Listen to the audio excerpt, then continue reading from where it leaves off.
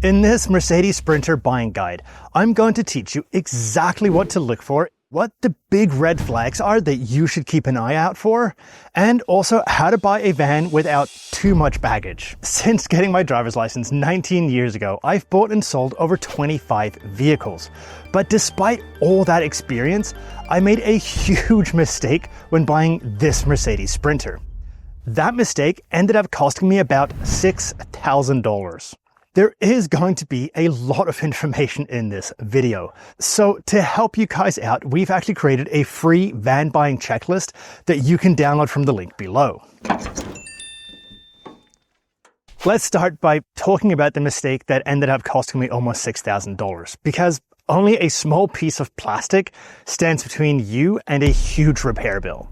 This latest generation of Mercedes Sprinter has a huge Achilles heel, and much like the Greek hero, it can bring your van to a standstill. We had no idea about this ticking time bomb, but our travels were brought to a standstill and our wallets drained twice because of that exact problem. The first time this happened was in Portugal, and that repair ended up costing us almost $3,000 to get fixed. Unfortunately, that fix only lasted about a year until disaster struck again, and this time it was in Poland.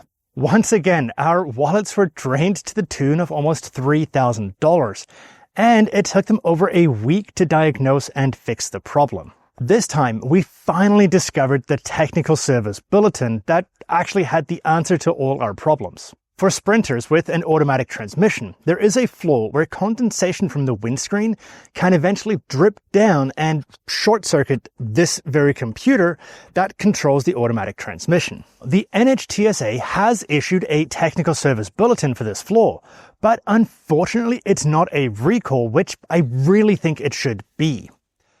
Now, the solution is actually deceptively simple, even though the repair is ridiculously expensive. And the solution is to practice safe Sprinter ownership, or that is to say, just put a sleeve on it. So, if you're buying a new generation Sprinter with an automatic transmission, make sure that whoever owned it before you has followed that TSB and put a plastic sleeve on the transmission computer. The sleeve is an official Mercedes part, and it protects the transmission computer from any water damage or condensation. I've put a link to the technical service bulletin below. In addition to avoiding a huge repair bill from your computer shorting out, make sure that you keep watching till the end, as one of the last tips could also save you thousands of dollars. Looking at a potential van to buy is a little bit like speed dating. There's a few basic questions that you have to ask in order to make sure that you can have a happy and successful relationship. Here are the two most important questions for your future partner. Number 1, what was the van used for? Number 2, where did most of the mileage take place? That is to say, was it mostly driven on the highway or mostly driven in the city? Let's start by breaking down the first question. If the van was used for delivering heavy goods, then the overall wear and tear on the components is going to have been that much higher. This wear and tear mainly relates to the suspension components and the brakes, but chances are that the back of the van will also have been pretty beat up in the process. This is something that I experienced firsthand when I was shopping for this Sprinter. I had looked at 2 other vans. One Sprinter had been used by a concrete company, and the other one had been used to deliver drinks. And when I say drinks, this is in Germany, so it's, huge cases of glass bottles. So they're very heavy. The van that had been used by a concrete company was by far in the absolute worst shape. And honestly, I would be surprised if it hadn't been overloaded its entire life. If you've ever built a deck or a fence and had to use concrete bags, then you'll probably know that they are deceptively heavy. And it doesn't actually take that many bags of concrete before you've used up your entire payload. Likewise, the drinks van was also completely beat up in the back cargo area. And that's just another indication that it had led a tough working life. Another background that should be a huge red flag for you is if the van was used as a delivery van. The cargo area will probably be in okay condition because, well, cardboard doesn't dent the van in the same way that huge crates of drinks does. But although the cargo area might be okay, the rest of the van is probably going to be pretty beat up. Now, I'm sure that there are conscientious delivery drivers that treat their vans with respect and care, but unfortunately, the majority are just doing their best to stick to an extremely tough delivery schedule. This can result in damages such as the roof being dented from low-hanging balconies or deep scratches on the side of the van because they just cut a corner too tight. The other problem with a delivery van is that the engine probably spent the entire day idling, which for a modern diesel is a silent killer. Along with requesting the Carfax, which will tell you whether the van has been in any major accidents, the two questions we just discussed are questions that you can and should ask before you even leave the comforts of your home to go see the van. For more straightforward advice that will save you money, make sure to subscribe to our channel. Since we're on the topic of questions that you can ask before you even go see the van, let's talk about maintenance. The Mercedes Sprinter can be a great van, but it's a little bit like a high-strung actress that needs constant attention and tending to. If you fail to keep that up, it will have a meltdown. The solution to this is really simple. Make sure you ask for a complete and detailed service history of the van before you even go look at it. If you're lucky, the previous owner purchased a maintenance plan from Mercedes, and in that case, you can rest easy knowing that everything has literally been done by the book. If there's no history from the Mercedes dealership, then you need to ask for copies of the receipts for all the oil changes, filter changes, and other maintenance items according to the manufacturer's recommendations. If there's a gap in the maintenance history, or a history of the previous owner missing the oil change deadlines or just exceeding them by a lot of kilometers, then you just need to strike that van off your list. Modern diesel engines have become a lot more eco-friendly and powerful than your grandpa's glorified tractor engine, which could run on waste oil from the fried chicken place down the road. But all these changes have added a lot of complexity. And that means that buying a van with anything other than a perfect service record is like buying Pandora's box. As soon as you open the box, there is no putting back the evils that have escaped. If you're in the market to buy a new or a used van, and you kind of have some questions about what you should be looking for, or you're just a little bit confused, then go ahead and ask any questions you might have in the comments, and I will try to help you. We all know the expression that if it sounds too good to be true, it probably is. And yet, when we're shopping for a new van and picturing the Instagram lifestyle that we're about to have, it can be hard to keep that in mind. We touched on the importance of buying a van with a thorough maintenance history and the right background. But the reason those questions are so important is that repairs on a Sprinter can quickly add up to thousands of dollars. So, if the van that you're looking at seems oddly cheap, then there's probably a reason for it. Either it's a scam, or the seller is hoping that you'll be distracted by the low price and not ask too many questions about the vehicle's background. Even if you're on a tight budget, buying a cheap Sprinter with a poor maintenance history or a history of idling will end up being a false economy. Trust me, it's better to stretch your budget now than to try and budget for a future of unknown repairs. Congratulations! You've done all your homework and you're ready to go see the van for the first time. But before you uncork the champagne and sign on the dotted line, there are still plenty of items that you need to check first. To help you know what to look for and to help you avoid buying a van that's going to cause you grief in the future, we've created a free van buying guide that you can use to help you find the right van. Make sure that you bring that checklist with you whenever you go to look at a potential van. That way you know that you can keep a cool head no matter how excited you are about starting your future van life adventures. The link to that guide is in the description below. The first and perhaps most important of these items is rust. There are a few common areas where the Sprinter likes to rust. So, before you do anything else, you need to get up close and inspect those problem areas. Let's start our rust hunt at the bottom of the van. So, one of the top places that a Sprinter or really any van can rust is right here along the bottom part of the van and also along the door sill. And that makes sense, right? You know, any salt from the road or anything like that, you're going to get stone chips and that eventually will rust. So take a look along the whole bottom of the van, along the bottom edge, and just look for any signs of rust. If you see paint peeling, that's also problematic. Another place that sprinters or really any van can rust is right here along this wheel arch. And again, that's just salt and stones and gravel that chips the paint and lets it rust. Whilst you're looking at the front, you also want to see if there's any signs of mismatched paint, or if it's like more matte than the rest of the paint, or even if you see like signs of a really bad spray paint job. Anything like that could be a sign that somebody has tried to fix a rust problem and done a really bad job of it.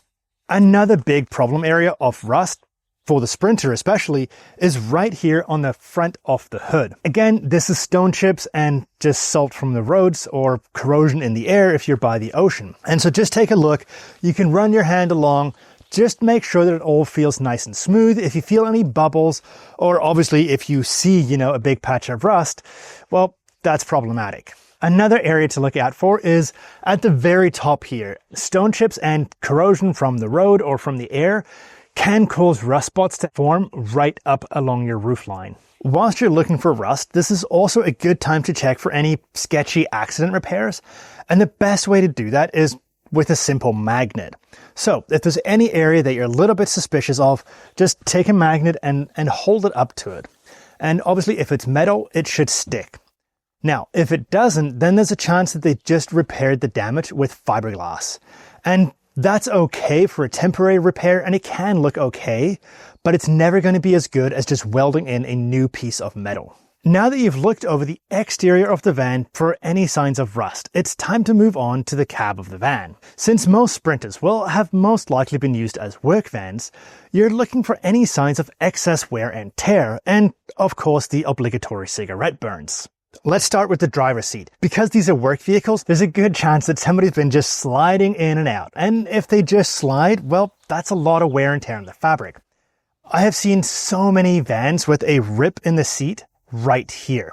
Obviously, if you see that, don't buy the van, or if everything else is perfect on the van and that's the only issue, then have the seller replace the seat or reupholster it. If there's no tear, but the fabric here has become really, really smooth, then again, that's a warning sign that the fabric is about to tear, and that's going to be an expensive reupholstery job. Another place to look out for excess wear and tear is on the steering wheel. Now, in this case, we've got a really nice leather steering wheel. You would just be kind of looking for any tears or rips in it, because again, this would be really expensive to fix. If it's smooth, that's okay. If it's a plastic steering wheel, yeah, chances are it's going to be smooth as well, and that's all okay. You just want to make sure that there's no burns, there's no tears, there's no rips in the steering wheel. The other thing to look out for is the good old smell test. If the van smells like it's been smoked in, just skip it entirely. It is almost impossible to get rid of that smell, and it will really affect the resale value. I know we already talked a little bit about rust, but if you're really serious about the van, then one thing you can look out for, and this is really mainly the case if you're buying in one of the northern states or pretty much anywhere in Canada, and that's actually rust on the metal underneath these rubber mats. It is a bit of a pain to lift up these mats, but if you are really serious about the van and you're buying it in a northern climate, then it's absolutely worth doing, because people are going to be coming in with boots or shoes covered in snow with lots of salt in it from the road. And over time, that can make its way down to the metal. And because you don't see it, it'll just silently corrode away. On the outside, there's a few basic checks that you can do pretty easily. And one of the big ones is taking a look at the tires. The first thing you need to do is just take a general look at how the tire looks. If it looks really worn out, has lots of cracks in it, well, then it's probably really old, or the van's been sitting for too long on the dealership lot. The other thing, of course, is to look for tire tread. If you have a penny, just insert it sort of upside down. And if you can still see Lincoln's head, then you know that the tire doesn't have enough tread. Now, obviously, that's a pretty basic test, and it'll only really show you if the tires are completely worn out. The other thing to look out for on the tires is how old they are, because a tire that's over 5 years old probably needs to be replaced to still be safe. Now, one way you can do that is obviously just by asking the seller, but they might not even know if it's a dealer. So what you can do is you can look for the DOT number, and you can see that right here. And this DOT number will actually tell you when the tire was manufactured. If the tires are worn out or too old, make sure you get a discount from the seller. It doesn't matter if you're planning on replacing them anyway with a set of all-terrains like we did, you should still get that discount. Another basic thing to look out for is the windshield. If you see any big cracks in it or a lot of stone chips, then make sure you get a discount from the seller because these windshields are not cheap. If the Sprinter van you're considering buying has passed all the previous criteria that we just talked about, well, good news, it's time to go for a test drive. On your test drive, there's a few things that you want to keep an eye out for just to make sure that you don't end up buying a lemon. Before you go test drive a used van, you should actually go test drive a new van first. Not because I think you should buy a new van, that's just like flushing money down the toilet. Instead, the idea is to get a baseline feeling for what the van is supposed to feel like when it's new. For example, what's the feel of the acceleration, braking, suspension, and all those other components?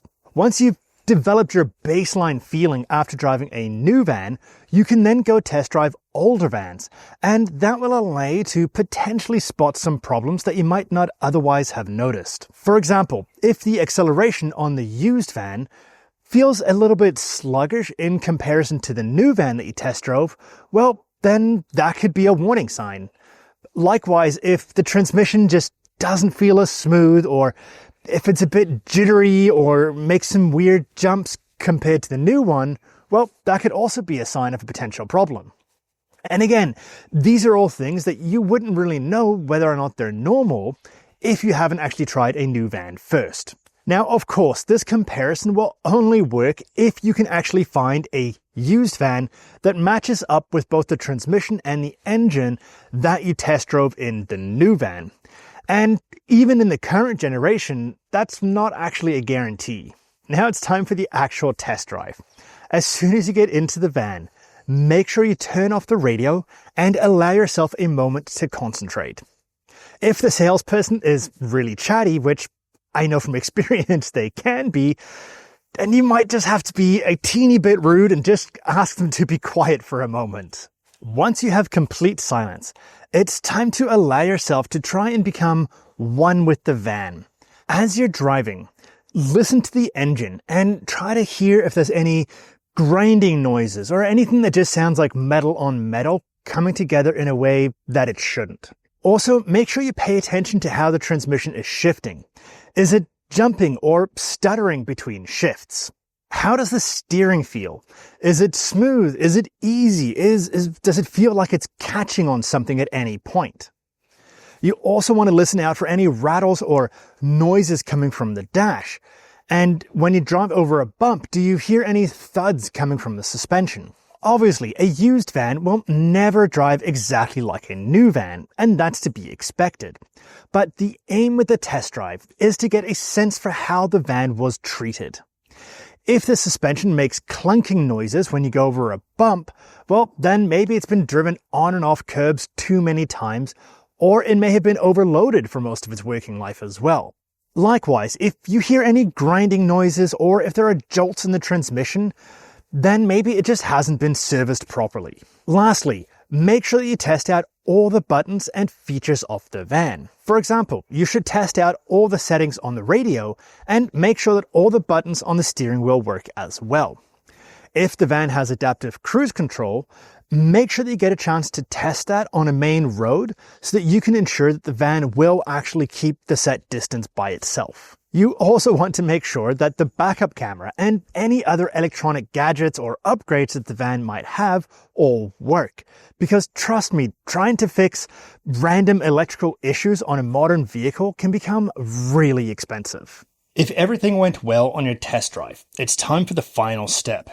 Before signing on the dotted line, make sure you get the van inspected by a mechanic to ensure there's no major issues lurking. If you're worried about reliability and the potential repair bills, there is one thing that you can do to protect yourself from a major financial cost.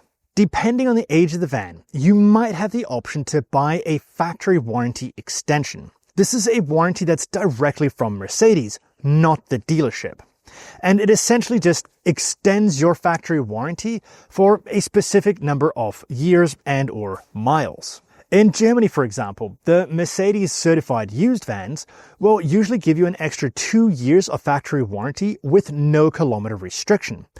And that will work worldwide to the best of my knowledge.